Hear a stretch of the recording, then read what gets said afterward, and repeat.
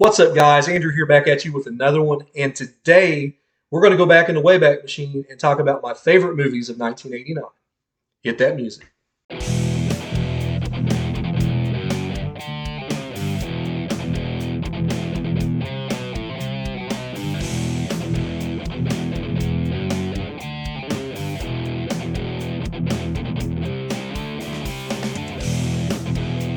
You know, 1989 was a big year for movies, especially that summer. 86 was huge. 87, 88 were a little bit of a step down, but still some good stuff there. 89 was a step, all the way back up to like 86 level. So we're going to get into it with my number five.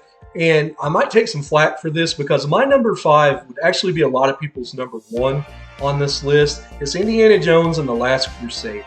To me, Raiders, of course, is the be-all, end-all Indiana Jones movie. And it is the best and best made movie of this trilogy. I call it a trilogy because the other two don't exist to me. But Temple of Doom is my favorite because it's the most fun. It takes the most risks. It's dangerous and dark. To me, Indiana Jones and the Last Crusade is kind of safe. It's more about the Joneses, and the relationship between Junior and Senior there. And they spend a lot more time on character development, which is good. And I'm not saying it's devoid of action, but to me, there's not nearly as much action as there is in those first two movies. I think it's well made. I love how they ride off in the sunset there at the end. And I like the return of some of those characters like Sala and Marcus Brody. But I find myself kind of bored through a lot of it. And that's why it's here at number five. And you can send me your hate mail down in the comments for putting it there. But, there are some great scenes, but to me, there just aren't enough compared to the first two. And that's why it's here. And I'm probably going to catch some flack for that because my number four probably isn't as good a movie as Last Crusade. It's Lethal Weapon 2, starring Danny Glover and Mel Gibson. This movie, to me, man, it's, while not as good a movie as Last Crusade, I have so much fun with this movie. I like it almost as much as the original Lethal Weapon. I think there's more action in this movie. And the addition of the character Leo Getz, played by Joe Pesci. Okay. They F you at the drive-thru. Never go through the drive-thru. I love that character. I love the action. The villains aren't as good in two as they were in one. You got the South American diplomats or whatever. But just the total amount of action and the character development in this movie, everything is just the perfect storm for Lethal Weapon 2. I like at the end of that movie, how you've got Joss Ackland. He was in Nowhere to Run with Van Damme and Bill and Ted's Bogus Journey. He's got his little badge, diplomatic immunity. You've got Murtaugh. He draws his gun, stretches his neck. Boom! Just been revoked. It's just some good stuff there. And this is another movie. It's a little bit darker than the first one, and I appreciate it for that fact. Coming in at number three, and I wanted to put this higher because at one time, this was among my favorite movies, but now I recognize its faults, especially in that last act, and it's The Abyss from James Cameron. I think this movie is fantastic for the most part. Some great performances here, especially by Ed Harris. Ed Harris, I've not talked about on this channel, is one of my favorite actors. He's kind of a method actor. Everything he does is done with just this intensity. That scene where him and Mary Elizabeth Mastrantonio, they're in that sub and she has to drown and he swims her back and resuscitates her. And, he has to slap her around. They've had this relationship that's been kind of emotionally abusive on her end up until this point. When he just lays into her and, she comes back and revives. I get goosebumps just thinking about that scene. We've still got goosebumps thinking about that scene. So well acted. And that is, just for that scene alone, that puts The Abyss here in this third spot. I think it's some of the best acting I've ever seen. And for a movie that has a lot of side characters who aren't household names, like Hippie and Cat, and they do such a good job in this film. I was talking to my friend Brandon Smith the other day about this movie. I think we did a ranking of the Cameron movies. And, he put this near the bottom, and I'm like, dude, what are you doing? He's like, well, I haven't seen it. Well, maybe you should see it because this movie is it's spectacular. The only problem I have with this movie is there's no real conflict toward the end. The aliens come in if you watch the director's cut, are they going to wipe us out? Are they not? But in a theatrical, that's not there. And so it feels like there's something missing plot-wise in the end of the theatrical cut. But this was James Cameron's first foray into the ocean, and we know where that would go later. Yeah. But I love it, and I love all the sub stuff. Michael Biehn is great in this movie. Like I said, it's an amazing movie up until the very end of the movie, and I don't hate it for that, but it does take it from going maybe to that second spot for me. So that brings me to my number 2 movie of 1989, and this one's going to bring me some heat as well. It is Tim Burton's Batman, starring Michael Keaton, Jack Nicholson. This movie, for a long time, I thought it'd be my number 1, and I got to thinking about the movies that I just absolutely love, and I couldn't quite put it there. But this movie is, like The Abyss, it's spectacular.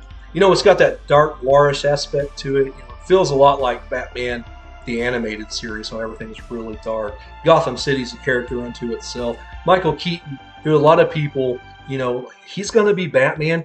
To most people, including myself, he's kind of the quintessential Batman. I do love Christian Bale, and we'll get to those movies eventually on this channel. But, he's great. Jack Nicholson's performance, while it's over the top, before Heath Ledger, he was the Joker. I don't know. I like them both equally, but it's a great story. I love it for the most part. I think the love interest there with Kim Basinger is a little bit clunky, and that kind of keeps it from that number 1 spot for me. But it's an amazing movie. I don't really have anything bad other than that to say about Batman. I'm not a big Prince fan, but the songs that he put in here fits. The score by Danny Elfman is amazing. This would be my number 1 in just about any other year, but I've got a movie that's got a little bit of personal bias to it, and so that's why it's here at number 2, and that's another one. Let me know what you think about that down in the comments. So now we've got kind of a conundrum. I've got Batman on this list and Indiana Jones and the Last Crusade, and I just told you I love The Abyss, but they're not my number 1. So what is Drew's number 1 of 1989? Well, we're going to get there in a second, but first, if you like what you see on this channel, be sure to like and subscribe. I appreciate all of my subscribers, all my viewers out there. And if you haven't done that yet and you'd like to support the channel, I'd appreciate that. But I'm going to get into my honorable mentions. The first one I'm thinking of is See No Evil, Hear No Evil with Richard Pryor and Gene Wilder. I love that movie. It's a great comedy. It's so much fun from the opening scene, where that guy just about hits Gene Wilder and he's hollering. Richard Pryor comes up out of that subway and he thinks he's talking to him. This fight back and forth. Love that movie. It's a lot of fun. And speaking of a lot of fun, I got 2 more comedies on here. National Lampoon's Christmas Vacation. I just absolutely love. And like I said, me and Brandon Smith over on Macho Movie Madness did a versus between what's the best Christmas movie comedy, that or Home Alone. And so be sure and seek that out. It was a lot of fun. I love Christmas Vacation. Cousin Eddie helps make that movie. And the last comedy I just absolutely love from 1989 is The Burbs, starring Tom Hanks. It's basically the Addams Family comes to suburbia. Tom Hanks and Corey Feldman. Just a fun movie. If you haven't seen The Burbs in a while, check it out. I've seen it 2 or 3 times in the last year, and each time it just gets better and better. There's a couple of action flicks that I really like from this year as well. Like I said, No Holds Barred is not a good movie. I think it's maybe like a 4.5 on IMDb or something like that.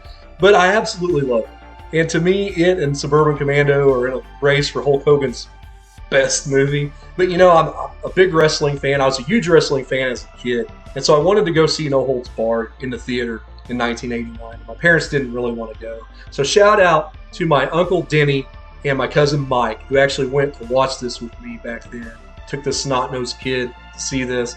And I loved it in the theater. But the one thing I remember about this movie is the trailer for Batman and just how awesome that looked up on the big screen. One of these days, like when Alamo Drafthouse shows Batman, I'm going to have to see it on the big screen. But yeah, No Holds Barred definitely has to be an honorable mention just for what it meant to me in my childhood. And of course, the last movie on my honorable mentions, the last action movie on my honorable mentions is Kickboxer with Van Damme. You guys know what a Van Damme fan I am. I love this movie. It's a lot of fun. And it's one of those, a lot of people are like, hey, what's better, Bloodsport or Kickboxer? To me, it's not even close. I rank Bloodsport my number 2 movie of '88. This is just in my honorable mentions. And did a review of Bloodsport last week, so be sure and check that out. But it is a great martial arts movie. It's a lot of fun, him avenging his brother against Tong Po, and I do appreciate it. Not good enough to make the top 5, but definitely an honorable mention. So that leads me to my number 1 movie of 1989. It wasn't any of these big summer blockbusters that I was talking about. So drum roll, please. And I'm not much of a drummer, but more of a guitar guy. But anyway, it is Major League, starring Tom Berenger, Charlie Sheen, Wesley Snipes. I'm a big baseball guy, so you just have to know me to understand. And this is one of the best sports movies, one of my favorite sports movies of all time. When I think baseball, a lot of people, would think The Natural or whatever. I think this, and I think Bull Durham. I love both of those movies. And I've actually seen this. Me and my friend Gibby, we actually went to the Palace in Springfield, Missouri, and saw this. They had it right before baseball season, like one year. Just so many great quotes in this movie. You may run like Hayes, but you hit like... just so much fun. I love the actor that plays Brown, the manager in this movie, and I love that they have, it's just preposterous, the story of this movie, how the owner has died, and so his showgirl wife's taken over. She wants to move them from Cleveland, which is just this horrible industrial city, down to like Miami or someplace. And how, the whole scene where they have her showgirl pin up and they take a piece of clothing off of it every time they get a win. I love it. There's so much to like about Major League, and here I am. I'm not really reviewing. I'm just kind of gushing over it. It's so much fun, and I will review it one of these days. If you're a cinephile on here and he put a sports movie at number 1, go back and watch Major League. Everything is so well set up in this movie. This lovable bunch of they're not even lovable bunch of losers. They're just a bunch of scabs. And how they come up, go against the mighty Yankees. Just a lot of drama there, a lot of fun. I like the personal dynamic there between Taylor Berenger's character and Rene Russo's character Lynn. There is a love story there that's definitely worth exploring when you watch this movie. So guys, that was my list of my favorite movies from 1989. Do you agree? Do you disagree? I imagine there'll be a lot of disagreement. I knew this would be a polarizing video. Leave your comments down in the comments section and let me know what you think. Maybe what I left off, what you would have put on this video. So guys, thanks for watching. I always have a lot of fun with these best of year videos. Now I've gone from 86 to 90 now. Let me know in the comments if you want me to go from like 80 to 86 or 90 to 2000. Let me know which direction you want me to go, because there's a lot of good movies there to talk about either way. But yeah, guys, thanks for checking out this video, especially those who stuck it out to the end. Appreciate all of you, and as always, I'm Andrew, and I'll see you down the line.